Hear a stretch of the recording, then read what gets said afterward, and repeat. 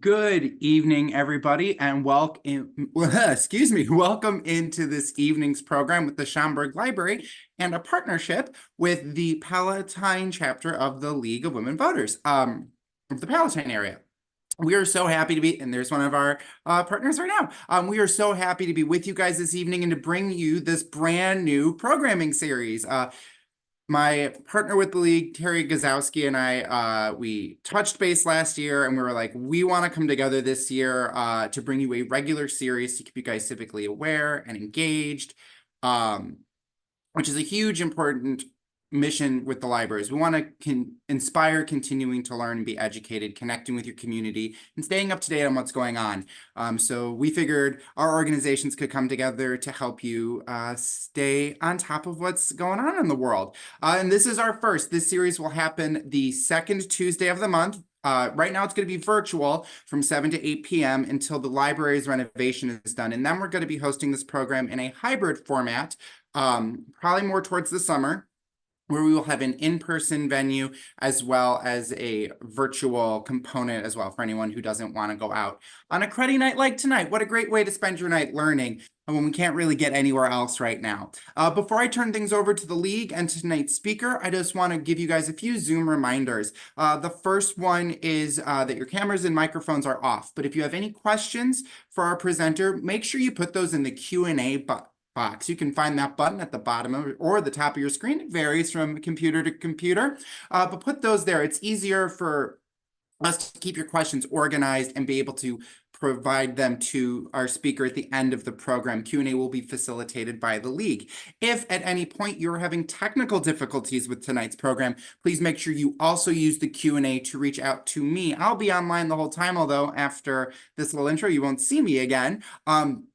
And I'll be monitoring the Q&A in case you guys are having a problem. The Q&A is the easiest way to get in touch with me, and I can go back and forth with you if you're having any technical difficulties.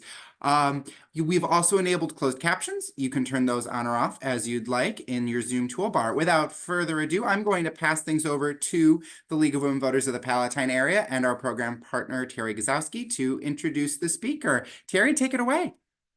Thanks, Chris. Thanks very much. Hello, everyone. And as program co-directors, I'm Terry Gazowski, along with Janet Sonoika, my partner, and we're representing the League of Women Voters Palatine Area. We are a nonpartisan organization and are keen on providing ongoing educational programs to our voters and soon-to-be voters through events like today in partnership with Chris and the Schaumburg Library and the Civic Awareness Series. Thank you, Sam, for presenting today on the topic of discerning what is truthful information coming at us constantly every day.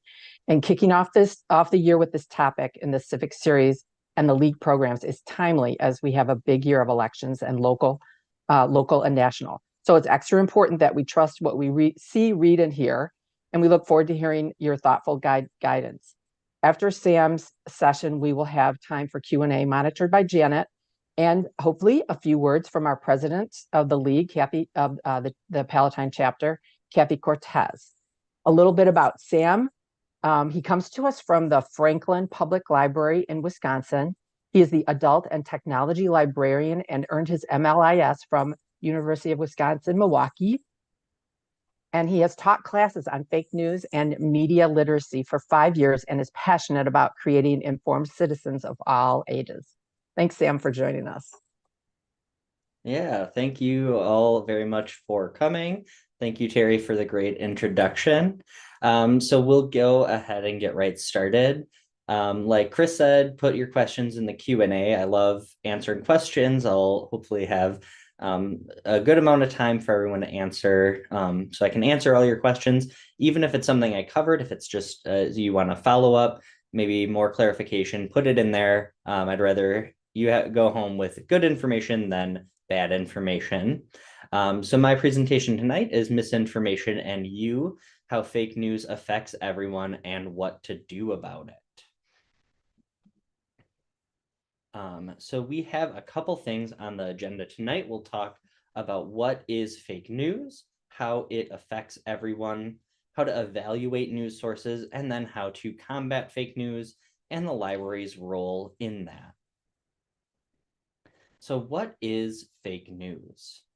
So fake news is not new. The term has been around since about the 1890s, and it really started with yellow journalism in the late 1800s, early 1900s, and probably even before that. But this is where we really have documented proof of sensational headlines, false information, and dramatic photos and drawings. So it sounds very similar to things that we deal with today with clickbait titles, photoshopped images. Now we're dealing with artificial intelligence images that are false. And the spread of fake news has even greater reach than back then when it spread through newspapers. It could spread pretty far, but not everywhere instantly. But with the internet and social media, everyone has access to tools to spread fake news, and it can spread very, very quickly in a short amount of time because of these things. So here is a little diagram of terms that I'll be talking about, and just want to clarify before we get started. So fake news is kind of the umbrella term, and there are two different subcategories. First, we have disinformation, which is false information with intended harm, and misinformation, which is false information without intended harm. So let's talk about this a little bit more in depth. So disinformation is false information with intent to harm. It's deliberately false and misleading. It's been designed to manipulate, control, or confuse people. And a couple examples are blatantly, intentionally false information, hyper-partisan information, which is displaying extreme political bias one way or the other. It's severely lacking in credible attribution or supporting evidence, and it's either older or verified news presented and repackaged as brand new in a different way. So we see that this point a lot with images, where an image will be reused from a reputable news story to then say something else, even though that image has nothing to do with the news story. Misinformation, on the other hand, is false information without intended harm. That doesn't mean that it doesn't harm, it just means that when it was spread or put out, there wasn't that intention to harm. With disinformation, the people who put it out intend to harm other people with it. So it's false information regardless of intent. A great example is satire. That's still false information, but it's intended as a joke. It's not intended to cause any real harm. It can also include biased information, information later discovered to be false, or inaccuracies in breaking news stories. So you'll see a lot of times if there's a critical situation, they'll have early reports that then later they'll say, oh, you know what, we were wrong about this. This is now what's true. And that's not disinformation. They're not intending to mislead. They're saying this is the best information we have now. Turns out it was false. We're going to update that with the correct information. So misinformation is typically also corrected after the fact. Disinformation is put out and it just lingers there, false as ever. And as with most things, there is a sliding scale that you'll find that it doesn't always neatly fit into disinformation or misinformation. It's all under that umbrella of fake news. And this is just a easy kind of 4 categories that I like to talk about, that you can kind of place things in that way. So at the worst of the worst, there's pure disinformation. It was intentionally designed to mislead. It's intentionally harmful, and it's just bad information knowingly spread that's false. A little bit better is misleading information. It's still false. It misleads people, but maybe it's not as extreme as pure disinformation.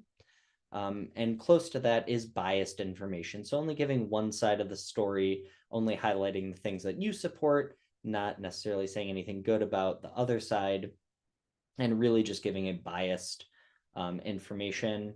And there's also satirical information. Again, that's That's fake news. We like to laugh at it. And it's meant to be funny, and it's meant to be a joke. So with satire, you know that it's a joke. So there are late night shows that have satire. There are websites like The Onion, which people should know going in, this is going to be fake, but it's really just for entertainment. It's still fake news, but it's supposed to be funny. So now that we know a little bit more about fake news, disinformation, and misinformation, let's talk about how fake news affects everyone. So it does affect all of us, even if we don't realize it, but we all consume media. And if there's false information in there, that affects us no matter what. Fake news spreads very quickly. As I discussed before with the internet and social media, a fake news story can spread very, very quickly, and it's really hard to kind of stamp it out. Way back when, if a newspaper put out a false information, they could issue a correction the next day, and it doesn't have that chance to spread as rapidly. Same thing with television shows. They can come back and say, you know what, we were wrong about this. But with social media, it can share so quickly that it can't possibly be corrected for everyone that saw it. There are big consequences that can happen from spreading fake news. A couple of those are that people will distrust news sources and quality information if they believe them to be false. And it can also cause people to be misinformed about important topics that they should be well informed about. So something that you may have seen in the news is the current feud through NFL quarterback Aaron Rodgers and late night host Jimmy Kimmel. So in late December, there was an announcement that there are some documents about Jeffrey Epstein that will be unsealed. And now we know that they have been unsealed. And on January 2nd, Aaron Rodgers suggested that Jimmy Kimmel will be named, suggested that he would be celebrating it, and basically implied that Jimmy Kimmel was involved in some really bad stuff with Jeffrey Epstein. And this was before any of the documents were even unsealed. No one knew what was contained in it. So he's intentionally spreading false information about somebody. And if you weren't aware, they've been having this feud that's been going on for years now, just kind of taking jabs back and forth at each other. Last night on January 8th, Jimmy Kimmel devoted 7 minutes on his monologue to attacking Rodgers, basically calling him out, saying that he's been harassed from his comments, saying that he's not listed in any of the documents, which also the documents don't imply any wrongdoing on any part. It was just any associates with Jeffrey Epstein. There's no criminal findings in them. That's all going to come later. And then today, Rodgers said his words were misinterpreted, kind of retracted it, did kind of a false apology with it. And so this all took place over 1 week, from January 2nd to January 9th. And in that time, there have been tons of news stories, probably thousands of posts and millions of shares of those posts on social media, and the damage was already done. Jimmy Kimmel said that he's been harassed, his staff has been harassed, and this was false information. Nothing had even been put out at the time Aaron Rodgers suggested it. So there was no way that he could possibly know he would even be mentioned in these documents. And so now this is just one example. Obviously, these are celebrities that are well-to-do, but that doesn't mean that fake news doesn't affect everyone else. Some other examples we've seen in the past couple of years, the whole Pizzagate conspiracy theory, which was started that there was a pedophile ring at this pizza parlor in Washington, D.C., and the workers were harassed, the owners were harassed, and somebody brought guns into it, saying that they wanted to search the basement to rescue children. And it turned out the pizza parlor did not have a basement. And those workers and owners were harassed by people all over because of just false information with absolutely no evidence of any wrongdoing. We've also seen election workers be harassed.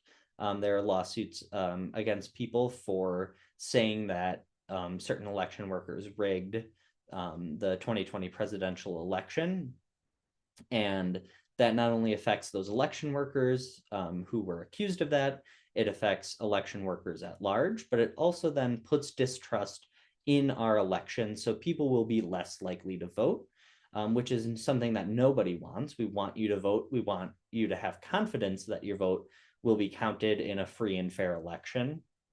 But spreading these baseless rumors, this disinformation against election workers can lead to people just not trusting the election process at all. We've also seen it with healthcare workers, especially with COVID-19. They've been harassed. They've been accused of not taking care of people who didn't believe in COVID-19 and all these horrible things, which again, it affects those healthcare workers, but it also affects the trust in healthcare institutions and can lead to people neglecting healthcare. They may forego routine immunizations for themselves or their children. They may forego doctor's appointments that could otherwise make them a healthier person because this disinformation about healthcare workers had been spread. And lastly, teachers, and I'll lump in librarians with that as well. I'm a librarian. I haven't been harassed about it, but I do know that many libraries and schools have been accused of pushing certain agendas on people, having inappropriate books for their students in their libraries. And again, that affects those people who are being targeted, but then it also kind of erodes the trust around our education system and our public library system, that people don't trust us anymore, and they think that we're doing something bad and really it's just the spreading of rumors kind of erodes all of that.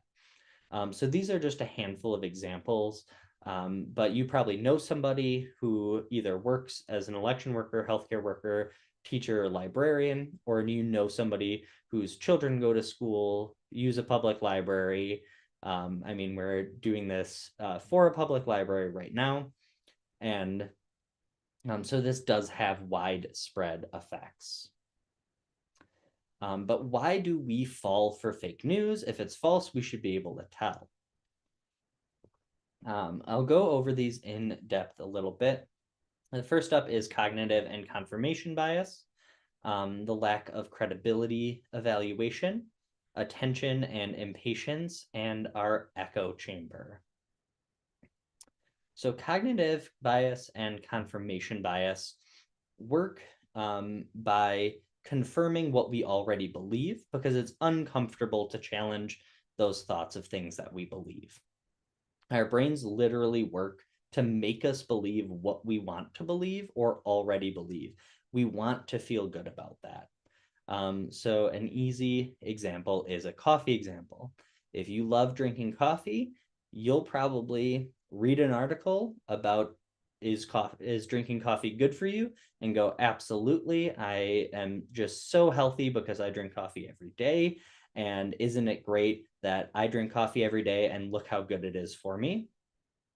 But if you don't think that, you may search for something like, is coffee drinking bad for you? And you might see an article saying, oh, well, if you drink coffee, all these bad things will happen. And you'll think, oh, that's, I totally believe that. I don't drink coffee. I think it's bad for people. I'm going to go with those sources.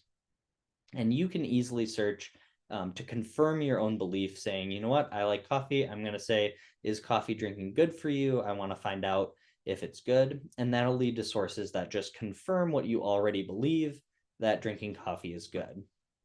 A better search would be, what are the health effects of drinking coffee? It's a subtle change, but it doesn't bias the question. And you'll probably end up finding articles that display both sides of the story. It's not a miracle cure for everything, and it's not a death sentence either. There's somewhere in the middle. And this is a little bit frivolous of a question, but when you start thinking about simple things, you can kind of progress further onto more important topics of how am I framing this when I'm doing any research or trying to learn about something? Am I getting biased right off the start from what I'm searching? Credibility is also an important reason for why we fall for fake news. There used to be media gatekeepers. There were newsroom chiefs. There were head editors for newspapers, and they got to decide what was printed, which, you know, has some drawbacks. But they were also then responsible for making sure that the information that they posted or broadcast was accurate to their knowledge and good quality information. But they have lost influence. So now we don't have those gatekeepers who could retract false stories and kind of curate, making sure that the information was good. And a big part of that is through social media. Anyone can post, and the internet, anyone can start a blog and write information that sounds like it was a well-written news story, but it may lack sources, things like that. But there's no gatekeeper saying, hey, you know what, this blog isn't accurate. We're going to just not publish that, because anybody can make that blog. Another issue is something called source layering, which obscures the original source. So this is especially impactful on social media, where people might share an article, and that article may have been shared by somebody else and reposted to a different page. So by the time you see it, it's gone through 3 to 4 different people who may have copy and pasted it, changed the source, maybe cut out part of the article, done things like that. And it's really hard to track down that original source to see what that was written and do an evaluation of it. And lastly, again, through social media, we see a lot of things posted by our friends and family who we are a lot more likely to trust than a random stranger, because we know them. So if your uncle shares something, or your cousin or your daughter, you're going to be more likely to trust that source because you know that person, you know what they believe in, and you can trust them a lot easier than just somebody that you don't know posting something. Information overload is also part of why we fall for fake news. Again, social media and the internet, they're great things, but we now encounter just too many news sources, which leads to a massive volume of posts. There's no way that we can possibly keep on top of everything and evaluate every news source, because we just see too much. And so then we get just a little bit lazy, and you know what, I'm gonna just stop reading there. I'm too tired from everything I've seen. And bots make it worse. So bots are basically computer programs that just post and post and post, and they can make thousands of posts because there's no human behind it. It's just a computer program running, and they can just flood your social media feeds with bad information that make it hard to find good information. And lastly, the echo chamber. So the echo chamber is a concept that you are in your own little echo chamber where you hear the things that you want to hear. And a big part of this is that we have self-curated news feeds. So when you log on to Facebook or Instagram or X, formerly known as Twitter, you decide what you see. You follow the pages you want to see, you follow the people that you want to follow, and you don't have to see stuff that you don't want to read about. And so what this does is it increases the partisanship of our news feeds. I'm not going to follow pages of things that I disagree with, because it's just easier for me to not see it. Why would I want to see something that makes me upset? So I'm just not going to follow those pages, and then I don't see their point of view. And another issue with this is, as you like certain pages, social media platforms will then suggest, hey, if you liked this page, you'll probably like one of these 3 pages as well. you follow one or two of those, and then they say, hey, you liked these, why don't you try these? And you just keep getting suggestions for things that you already believe in, and pages that have the same partisanship as you, same opinions as you, and you just hear this echo everywhere where you go, you know what? Every single page that I follow is talking about this. This is all I see. This must be true. I never hear anything from the other point of view. And it really makes it difficult to then break out and get uncomfortable to see that other point of view. So now we've talked a little bit about the definitions of fake news, disinformation and misinformation. We've talked about why we fall for it. So now let's move to evaluating news sources and avoiding those pitfalls and finding good information. These are 7 different topics that you should look for when identifying fake news and also trusted news. So you should look at the source. Who is writing it? Who is making that video? Who's behind it? So that would be like the page, like the New York Times, the Washington Post. That would be the source. And then you want to dig deeper and find the author. Reputable news sources are going to have an author listed. Less reputable ones may not have any author listed, which then makes it harder to find out who's really writing it. You want to identify recency. So how long ago was this written? Was this written last week, last year, or several years ago? And that'll determine its relevancy. You want to identify any bias that you see in the news source. You want to read the headline, especially if it's one of those clickbait outrage headlines where you either instantly agree or disagree. That's usually a sign that that story may not be super great, is if you instantly agree or disagree or are instantly outraged just from reading the headline and don't want to even read anything else. That may be fake news, and you should probably read on. You want to look to see if they have any cited sources. So this can be any people that they interviewed, or if they mention a study that says point ABC, you want to make sure that that study actually exists and go and take a look at that to see if maybe that news source is misinterpreting or only giving one side.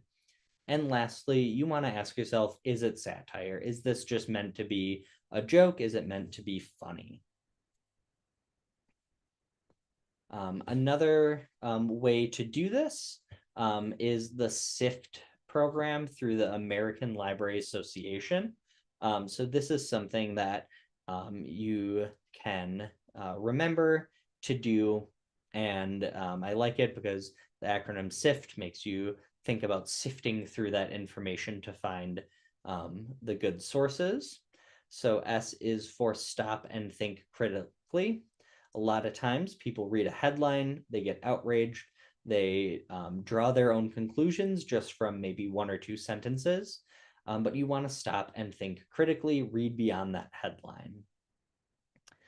I is for investigate the source. So if you're familiar with it, maybe you don't need to investigate the source very far.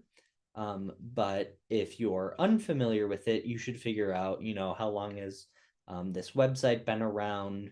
What's that TV channel? I'm not really familiar with it. I want to dig a little deeper and find that source. And that can also be the author, whether that's an article or a social media post. Who is writing it? Who are they?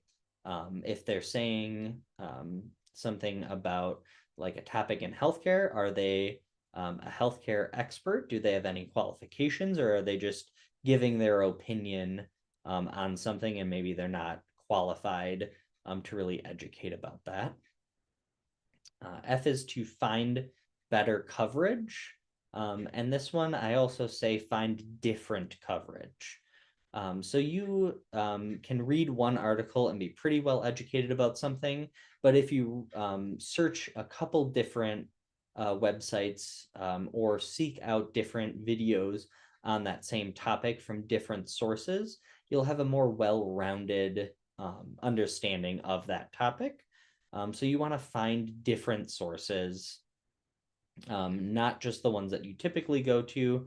If you are looking into voting in a presidential primary and you read one story about a candidate, you may believe that, but you should go and find different stories to see if maybe that journalist asked different questions, talked to different sources, and has more information that maybe you can get a better idea of the truth. And T is to trace claims, quotes, and media. So then this is the last step where then you follow up. You want to see, did they claim something? Is there any truth to it? What can I find out? Did the person actually say that quote? And where is this media coming from? So you kind of trace it. So I talked about that with social media, where posts can be shared very quickly, and you want to trace back to the beginning to see who it really came from. So this is something that the American Library Association has been developing, and I'm going to be offering programs on this later this year. And it's through their Super Searcher program to better educate people on how to find quality information. And this is something that I do as a librarian. I sift through information to find a good quality information and a well-rounded picture of that information. So now we'll talk a little bit about media literacy and information literacy. So this is something that you gain from doing things like that SIFT protocol. Media literacy is an umbrella term encompassing a variety of approaches that develop critical thinking skills around all types of media and also build an understanding of media messages. So this is becoming a good media consumer and understanding that there are different biases in different news networks, different newspapers and websites, and really understanding where your media is coming from, who's making it, and if you need to follow up on that. So this is the media side, specifically the sources. And information literacy is the ability to find and evaluate and use quality information, and also the ability to find and then avoid poor quality information. So media literacy, you find the good sources. Information literacy, you find the good information from those sources. And that may be multiple sources to get that well-rounded picture. So there are a couple skills. You should understand what messages various forms of media are sending. You should understand how to tune out or avoid damaging messages or information. And you should also know when to be skeptical and how to evaluate information. And this can be from media sources that you disagree with or strongly agree with. You should always be skeptical and follow up. And I do this as well. If it's something that I agree with, I agree, you know what, there's probably something more to this. I should dig a little bit deeper. Same thing, if it's something that I just very strongly disagree with, maybe I should dig a little bit deeper in that as well and get a deeper understanding of the topic as a whole. So now that we've talked about what fake news is, why we fall for it, how to evaluate that information, now we'll move on to combating fake news and doing something about it. One of the biggest ones that you can do that's really, really easy is report fake news on social media. Most social media platforms have a report function where you can flag posts for false or misleading information. You can correct false facts. This is really if you feel comfortable.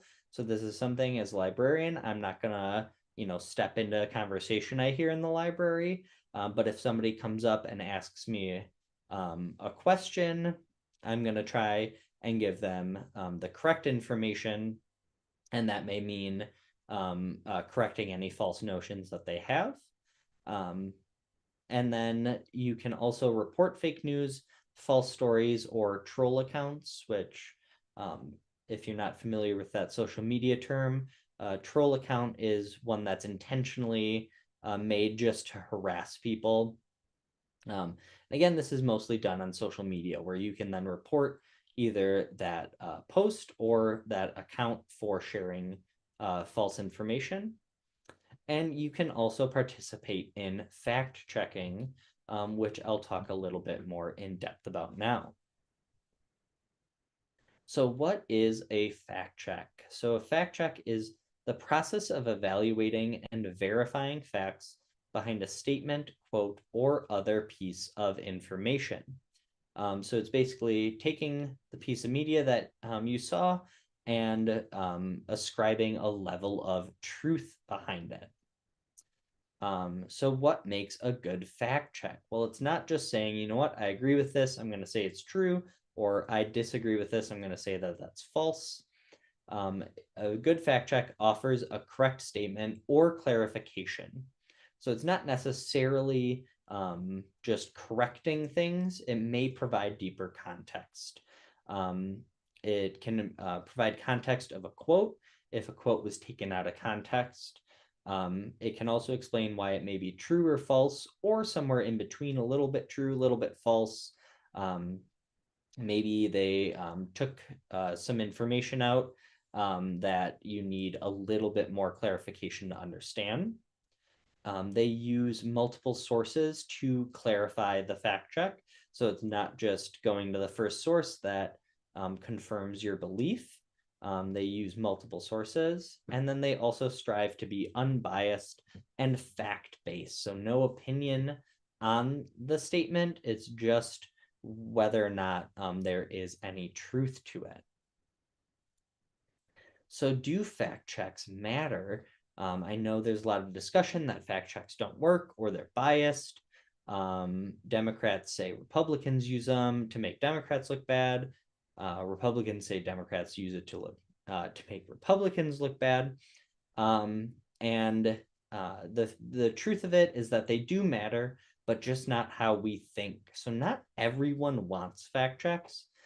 It's a self-selecting group where if people believe in the work behind fact checks, they're going to seek them out. And if people don't, they're not going to seek them out. And so that's how it works, is it works for people who want it to work. Which you may say, you know what, well then does it really matter? Because if those people who want fact checks are gonna search out that information anyway, why do we need them? Some results are always better than none, and it's good to have resources available to get that deeper understanding. So then what makes a good fact check website? I've had discussions with people where they say, you know what, I just don't believe in fact checks. They're too biased. I just don't believe in them. But a good fact check website will be clear and transparent about their process. So websites like Snopes or PolitiFact clearly lay out how they use or how they develop their fact checks, why they selected the topic, and how they came to their conclusion. And all of them will use unbiased reporting and multiple sources. They'll assign stories to their researchers. Those researchers will gather information from multiple sources, arrive at an unbiased report on whether or not the statement was true or false, somewhere in between, which is mostly the case. There's some truth and some falsehoods. And then people who weren't involved in that process then review that fact check, making sure that there's no blind spots, no biases from the author in there, to really make sure, you know what, we're just evaluating the truth on the surface and we're going to do it with facts. And they will then also use an unbiased selection process. And they're going to lay this all out in parts of their website saying, you know what, we have questions about this, or people have questions about how we select what we fact check and how we do the process. here it is all laid out for you to review. This is what we do. So should libraries be involved in fact-checking and combating fake news? And I say absolutely yes. So libraries are trusted in their communities. We welcome everyone. We provide education and resources, and we are a trusted source of quality information. So here is results from a 2016 survey from the Pew Research Center. And the headline says, millennials are more likely than older generations to say libraries help them find trustworthy information, learn new things, and make informed decisions. So that first column in the blue is the percent of adults who say they think a public library helps them find information that is trustworthy and reliable. And of all US adults at the time, 78% agreed with that. And if you look at the breakdown, the millennial generation of 18 to 35 agreed 87%. Gen X was 77. The boomer generation was 74, and the silent generation was 68. So yeah, that headline is true that millennials are more likely, but every generation is very likely to agree with the statement that they find information is trustworthy and reliable from the libraries. So we, and when I say we, as a librarian, are a trusted source of quality information. We have the data to back that up. So what is a library's responsibility? There are two parts. We provide quality information, and we allow the free exchange of information. So when people ask me questions, I'm going to try and find them the best quality information I can. And I'm not going to cut people off from asking questions just because I don't agree with it. We do things like this civil discourse series where we may have disagreements, but we're going to talk through it through a free exchange of information. So what can libraries do? We can provide good information. We can provide education and training like this session tonight. We can provide quality materials, and we can avoid censorship. And these are all things that librarians, in my experience, do. We want to provide good information. We want to provide the materials that our patrons are interested in. And we're not going to censor materials just because we disagree with them. If people want to read that, we want to provide that, those materials for you. So what can we all do to combat fake news? Step one is to be educated about fake news, media literacy, and information literacy, which is what we are all doing tonight. So great job. We can report fake news when possible. So especially through social media, if you see things that are false and misleading, use that report function to help get rid of it. We can use fact checking and SIFT. And most importantly, now we can all go and educate others. So this is me educating you all tonight, and you can take what you've learned tonight and educate other people and yourself further to help combat fake news. So with that, my part of the presentation is done, and we can open it up for any questions. Excellent. Thank you so much, Sam. That was fantastic, very comprehensive. Right now, there isn't anything in the Q&A, so just a quick reminder to all of our guests, if you do have any questions or want Sam to elaborate more on anything, feel free to shoot a question in the Q&A. You were very comprehensive on everything, so sometimes everybody is satisfied, and that's great. I will kick things off with a question of my own. As you've mentioned, there's a lot of fake news coming in, disinformation, misinformation, especially now with AI and other types of spotting techniques. It's almost a little exhausting to try and fact check everything. Do you have any recommendations or strategies of kind of what to do when you don't necessarily have the time or the energy to do the full SIFT method or kind of look into every article that comes across your news feed? Yeah, I think a big part of that is before you get overwhelmed, you can start making that news feed full of quality news sources that you may not need to investigate as deeply, and avoid those pages that are just full of kind of those clickbait titles, outrage type news stories. And that sift method, you don't need to do that for everything, and it doesn't need to be super in depth. So it's not like writing a big research paper. You can do it quickly, and do just a little brief due diligence for that. Great. Oh, and we do have some questions coming in, so thank you. So one at the top here, we have, can you speak more about trolls? How do we recognize a troll? Yeah, that's great. So if you're not super social media savvy, trolls are accounts that really just harass and spread bad information.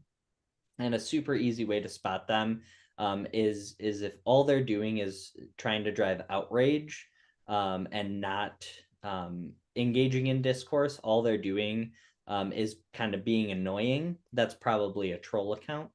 And most of us won't have to deal with trolls too much. Celebrities, news sources typically take the brunt of that. But if it's somebody just really being annoying online, it's pretty safe to say they're probably a troll. Thank you. Our next question here we have, does removing mis/disinformation from social media violate free speech? Who arbitrates what should be said or not? Yeah, that's a really good question. So I always like to say that, free speech exists. You can say what you want to say, but free speech is not free from consequences. If it is patently false information, that's something that needs to be removed. For social media, that depends on their specific policies. So we've seen with Facebook, they have been pretty transparent about the removal, why they're doing it, things like that. With Elon Musk taking over Twitter, now X, you've seen he is really just leaving kind of everything up. He doesn't want to remove anything because he believes all speech deserves that platform. So it really depends on that. And there's really no one arbiter of fake news. But if you are just reporting something because you disagree with it, that's really just not the spirit of it. You should report fake news when it is just provably false news. Great. Okay, next question here we have, would you please recommend a few quality news sources? Yeah, I mean, that really depends on what media you want to consume.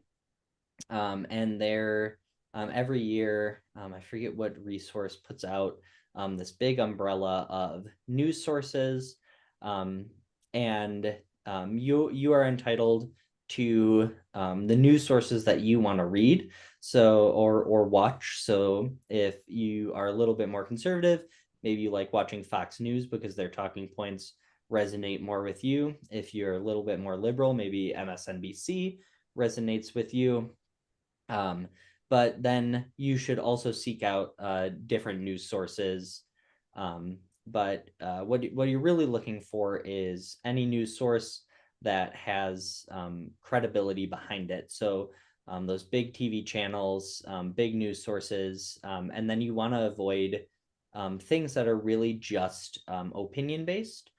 So things like AP Press and NPR do a lot of fact-based journalism, and they don't really editorialize within that. Things like the New York Times, maybe a little bit more editorial in their reporting than just straight fact-based. But really, if it's a major newspaper, major newsroom TV channel, you're probably in safe hands. But really, what you want to do is consume multiple diverse resources. Great. So we have another question here asking, how did you get involved with the topic of fake news? Yeah, it didn't really happen one way or the other, I guess. I've been working as a librarian for a little over 5 years now. So a big part of my life is finding good quality information. I worked with a former colleague of mine to do some kind of media literacy classes, and then we did a presentation at the Wisconsin Library Association in 2021 on fake news, and that's just kind of where it started. After that, I've done a couple different webinars and in-person classes as well. So it was just kind of a slow thing, and there were people requesting it, so I'll keep on doing it. Great. Yeah, it only seems to become more and more relevant each day. Yeah. Another question here. In the Pew study, I think it found that older generations were less likely to view libraries as a trusted source of information. That seems counterintuitive because older adults grew up with the library as their main source of education or information. So I'd assume they'd feel more positively or trusting of libraries. Do you have any idea why older generations would feel that way? Yeah, so that's a big part of I threw that graph up, and it really only tells part of the story. I do agree with you that it does seem counterintuitive, that older generations would be less likely. But again, it was really a range from 87% of millennials down to almost 70% of the silent generation. So it's really not that big of a swing. And that may also just be due to their age. They may either think that they know better or may not necessarily seek out information from the library. So that may have driven down the numbers a little bit there. But I'd have to go back and read that full study a little bit more in depth. Nice. Actually, I have a follow-up question for that. I know it kind of cut off at the millennial age, but based on your Yeah. experience as someone who works at the library, how do you feel, the next generations like Gen Z and Alpha and them, how they've been interacting with the library that you've seen? Yeah, so even in just a couple of years I've been working in libraries, we've seen less demand on necessarily print information, but we do see a lot of people come and use resources at the library, and we get a lot of high school and college students who would be in that Gen Z and Alpha generations using the library to study. Colleges and high schools still require print information, so we help kids get that information as well. So they're definitely still using the library, and that may also be part of it. Is the more you use the library, the more you'll necessarily trust it. Nice, makes sense. And then that is all of the content questions. We did receive one more question asking, could you make available a link to your slide presentations tonight? And I do believe, Chris, actually, if you want to jump in, that this recording will be available after this presentation. I don't know if Absolutely.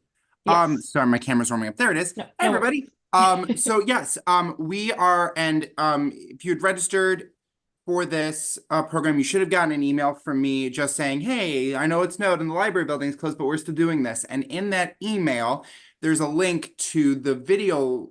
It's weird to explain. Essentially, this is currently being live streamed on YouTube, and when this is done, that video is just going to be a recording. And you can go check that out using the link that's in the video. And if you didn't get that video, just shoot me an email. I'll put it in the chat so y'all can see it. You're more than welcome to email me with questions. My email is ccorrigan@stdl.org.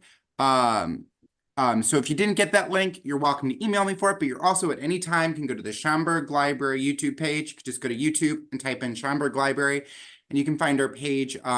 There's a playlist that will have all the Civic Awareness Series recordings in it. You can also just go through all of our videos and it would be there as well. long-winded answer, but there you have it. Thank you. And then we did have one more comment in here. I think this will be the last one. So then we can wrap things up here. We did have an extra comment here disagreeing with Sam, your position that the New York Times is not fact-based, denoting that except for the opinion section, the New York Times is more fact-based than almost any other daily paper. I guess in question form would be, is there any particular reason for the New York Times that you would make that differentiation? Or yeah, to clarify, I'm not saying that it isn't fact-based. I'm just saying that sources like the New York Times will be a little bit more biased than things like the AP, which is really focused on just presenting clear and dry facts. Same thing with like BBC, that in their news stories they may provide a little bit more bias. Certainly in the opinions they'll have a lot more bias and opinion, but I didn't mean to say that things like the New York Times aren't fact-based. They certainly are. Right. I'll give a couple more seconds for a few more questions. But thank you everybody for engaging. These presentations are always much more involved when we have active listeners and commenters. That's fantastic. And a thank you again to Sam for your time and your expertise. It's really appreciated. I know we've got a lot to take away from this evening. And one more league announcement, if I may fit this in here. If you enjoyed today's presentation and you want to be engaged in our future ones for this series on February 13th at 7 p.m., we have the Plastics and Pollution Community Solutions discussion as well. And I will do a quick check here to see if Kathy showed up. I don't see that. So one Hey, Janet, last real quick, I do see, Yeah. sorry to interrupt you, in the attendees, there is somebody labeled as League of Women Voters Palatine Area. Would that be Kathy potentially? That's a great question. Kathy, if that's you. It is Kathy, hold on. Oh, Everyone wonderful. wait. Yeah, give her permission to talk. Yeah. Promote to panelist.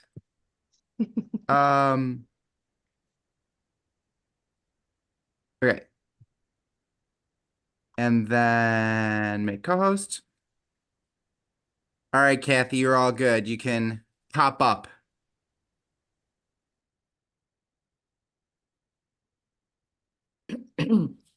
Thanks again to everybody that attended this really interesting presentation tonight. And Sam, thanks for your expertise and spending the time with us.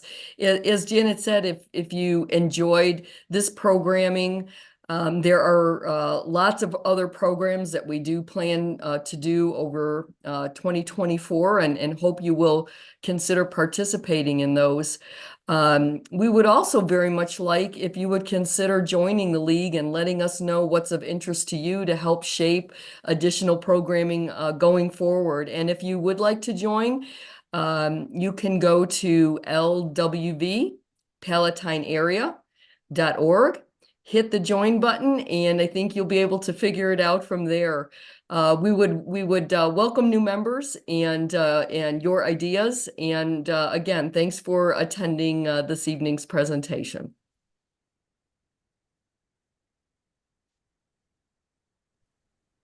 Wonderful. Thank you so much, Kathy. A huge thank you again to the Schaumburg Library and Chris for all of your efforts of getting this together technically. Thank you again for Sam for all of your time answering all of our questions. And thank you to Terry for helping, mitigate and getting everything together and set up for today. So, and a big thanks to all the guests who joined. We had a good group of you out there, and I hope you enjoy the rest of your evening. Have a good night, everyone.